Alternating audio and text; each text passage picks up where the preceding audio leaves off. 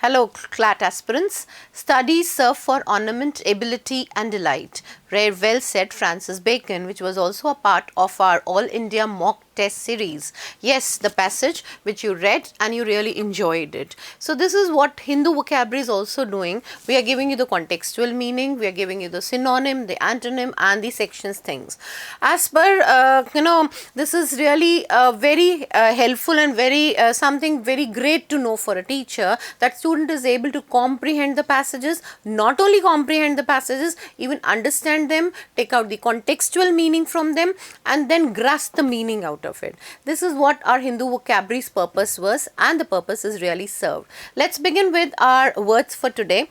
I am taking up only handful of words in a day. The reason is not as I said again and again repeatedly, not the quantity how much you are doing, but it's the quality, the word, the synonym, the idiom, the linkage and everything has to be done along with it, right? So you're all ready? Fine, let's begin directly.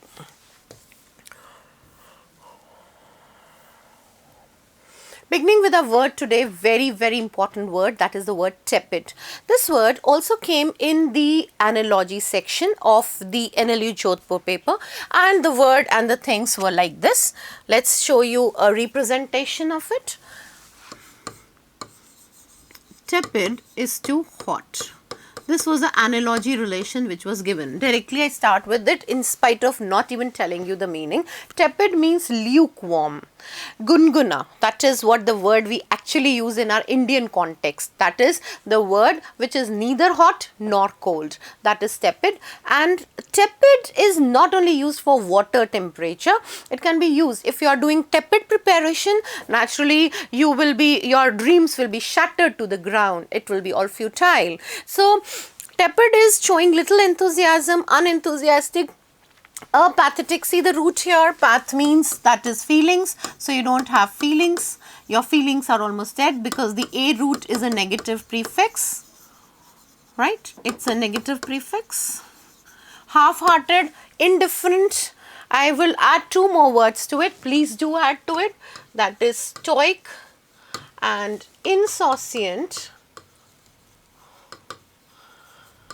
You are indifferent to anything. You are not doing things wholeheartedly. You are doing half-heartedly. You know, if you are doing half-heartedly, what would be the result and the consequences be? Naturally, not up to the mark, not a feather in your cap. So, you have to do everything enthusiastically, passionately, strongly, deeply, meticulously and conscientiously, and that is what will make your performance, your preparation very good, a feather in your cap. So, please see, tepid is little bit. See, water boils at 100 degrees centigrade and not less. So, that is why your water will boil. That means your CLAT selection will also be at 100 degrees centigrade, and this tepid preparation will not do. You have to give a passionate preparation, hot, and it will be ardent preparation for CLAT. I hope you understood the word now. It's the water or it's the preparation or it's anything. Anything tepid is neither hot nor cold. It's moderate level, right? I gave you the analogy for this. Tepid is too hot. If it is, for example, any of it surprises to shock, it's a kind of a degree relation. Please understand. It's a degree relation. Right. Turning to our second word for today. The second word is susceptible, very commonly found in the paper almost every day. The word susceptible is likely or liable to be influenced, a person who could be influenced or harmed by a particular thing, a person who is endangered, exposed, liable, open, sensitive, vulnerable. You are vulnerable to pain, vulnerable to feelings, means you are open to any kind of a deception, any kind of a cheating or a forgery, that is susceptible. Of course, the antonym is very simple to be taken out: insusceptible, invulnerable, unexposed, unsusceptible. You are exposed to, see, this world is full of serpents and goats, to explain you and give you a symbolic meaning. The word goats means simple, innocent. If I would say the word words, the people who are very, knave kind of people, and they are serpents who are very cunning, sharp, shrewd, and the people who are ready to bite you and put the poison in your body. So we are all open to, susceptible to the evils of the society. It is how we take the evils of the society depends on us. Moving on to the third word, superfluous. A very interesting word. Superfluous is actually meaning more than required. See, this is, if I say she belongs to a royal family and she's redundant, or she has got a lot of money, so she's superfluous, she's prosperous, she's rich, she's got a lot of money. Now, redundant word means she's got money more than required. But if I make a sentence like this word is not required. This is just a word which is a redundant word. Redundant here means that is not required, more than required, an extra kind of a word. So the word redundant actually means, or superfluous means, simply more than required, right? And as per the meaning, the sentence and the context, you can use it. He's got superfluous wealth. If you have got, he's got superfluous knowledge, or this word is superfluous or redundant in the sentence. Unnecessary, especially through being more than enough. Surplus, note the word, very important. Redundant, used also in the sense of rich, extremely rich in fact. Unneeded, excess or extra, ज़रूरत से ज़्यादा, more than required. Now, the opposite would be how much is required. Essentially, something which is very necessary. It's without it you cannot survive, cannot happen. That is superfluous. I hope you got the word. Very important words they are. They'll be repeatedly coming up in your papers and preparation. Tepid can come directly as a synonym antonym. That is little hot. Lukewarm. The word, if I would say lukewarm. Susceptible means exposed, open to something, and superfluous is more than required. Turning to the fourth word, strident. Strident is very loud and very harsh in your speaking. You speak in such a way which is very impolite and indecent. There's a manner, there's a sophisticated talk, and that talk is lacking in the person. Please see the root here. The root is caco, that is bad. And phone, I've done many times with you sound. So I add on to it, that is, see the roots I am adding on in this too, that is very cacophonous sound. If you've seen this last video yesterday's, you found it something which is like trumpet sound, right? Very trumpet sound. Trumpet is a drum, and its sound is very shrill and loud. It is played in the, this sound is heard usually in the warfare. It's a sign of war. It's a naturally unpleasant sound. It's very harsh. It's very, see the word grating word, you grate the thing, right? It's very harsh, raucous, and it's very rasping sound. Like the sound of the crow. Is it a party to the ears, a treat to the ears, or it's very shrill to the ears? Tell me what would be the answer. Yes, it will be very shrill to the ears. It's ear-piercing sound. Please write the word.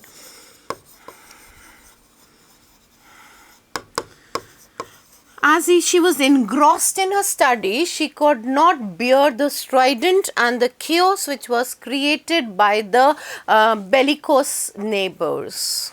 Right? As she was engrossed in a study, she could not bear the strident created by the bellicose neighbors. She could not bear the sound and the problems and the things that they were creating.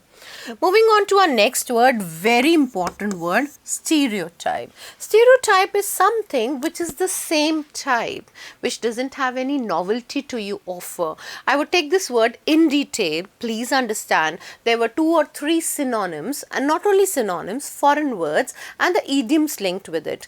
We had a hat trick of the question in the law school preparation examinations. Idiom which we use very often with this is run of the mill. I make a sentence to explain you. Amir Khan movies are away from the run-of-the-mill masala movies of Bollywood.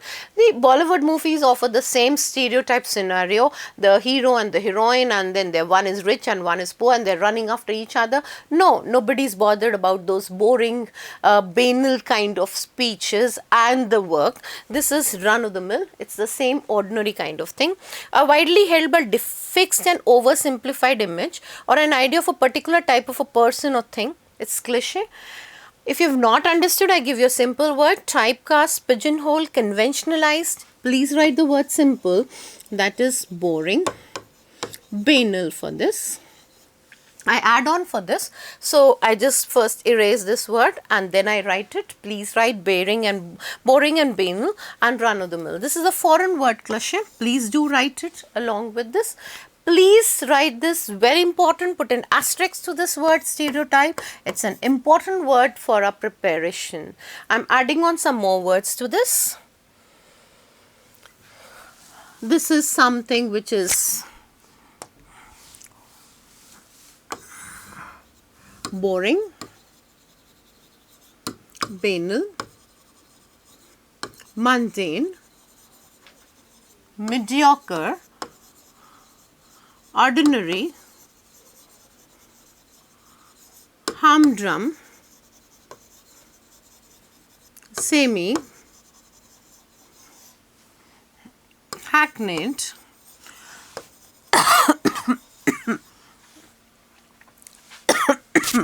tedious,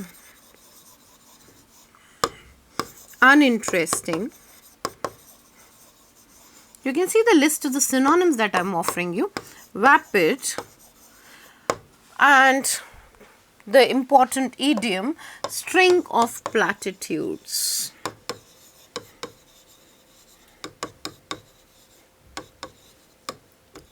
Something which does not catch your attention. Another sentence for you to explain. In front of Modi's speech, Rahul Gandhi's speech are vapid and saltless. Will you eat the food which is saltless? No, that won't. Why?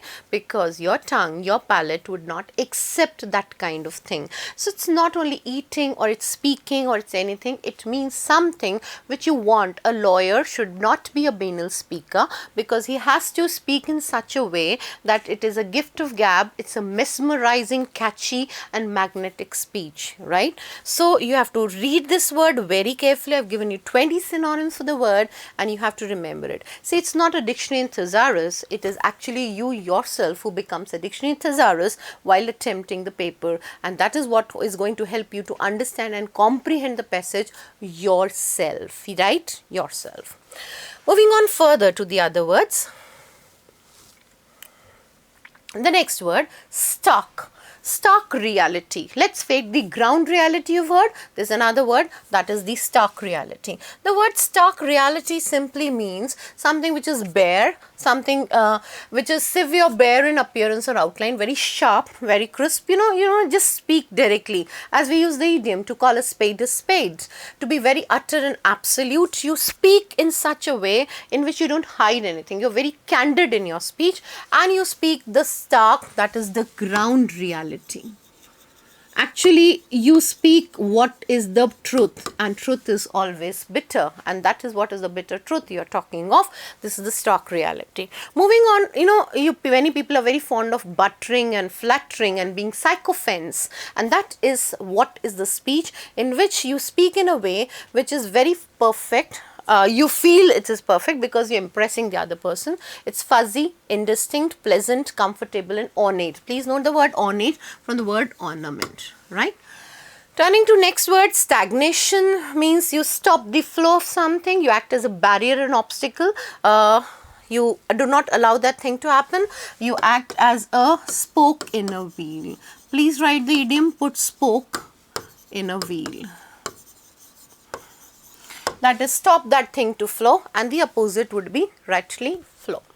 Taking a staggered. Staggered is a defect in walking. Stagger and stammer. Stammer is defect in speech and stagger is the defect in walking. He was staggering. So this is the word in which you walk in a very unsteady manner. You surprise people by your walk. Taking up next, spur of the moment. Please answer in class at this spur of the moment. Very quick, very fast, very encouraging. Please note the word stimulate, encourage and prompt. Very quick in your answer. At the spur of the moment, this prompt action is required from you. The opposite would be taking a long time, countersent or disincentive. right? Sovereignty. Heard in the preamble, India is a sovereign, socialist, secular, democratic republic. This is a sovereign state. Sovereign means autonomous, where you are independent. We have our own government, we choose our own representatives, and we are not bound to act according to anybody's will. We are free to do our actions on our own. The opposite, colonialize. Colony word se hai, from the word where Britishers established a colony in India. There was a hegemony, a domination of the Britishers. We take up the last word for today, that is sobering. Sobering is making you feel serious about something. You're making things in a very sober, in a very decent way. You're talking in a very serious mood. And the opposite would be naturally, you're very alcoholic, you're very bibulous, you're very crapulous. You are speaking in just a funny and a frivolous way. See, it's very important that you make sentences of each of them.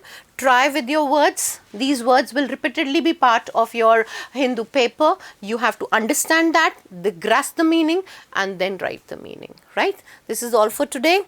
Thank you, students. Do like and subscribe our channel. Thank you.